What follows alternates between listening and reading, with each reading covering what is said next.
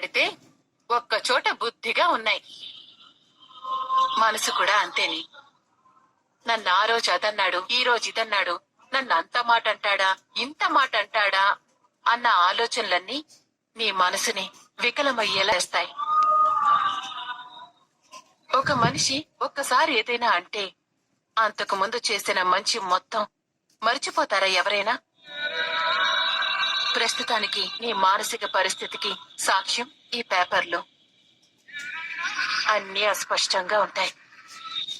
చివరిగా నువ్వు గీసావే ఆ బొమ్మ, అదే శాశ్వతంగా ఉంటుంది.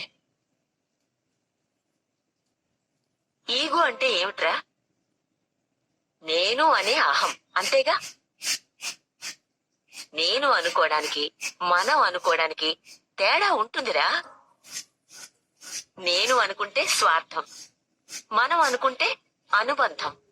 నీకు నీ భార్య మీద ప్రేమ ఉంది, అందుకే మర్చిపోలేకపోతున్నావు. ఆ ఆలోచనలే నీ మనసుని డిస్టర్బ్ చేస్తున్నాయి.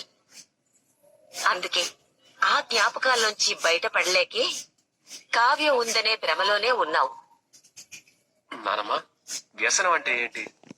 అలవాటు. కొన్ని వ్యసనాలు మానేసిన గుర్తుకొస్తూనే వ్యసనం ఉండకూడదు. అలాంటి వ్యసనాలను వదులుకున్నప్పుడే మనిషి ప్రశాంత మర్చిపోగలిగావా? ఖచ్చితంగా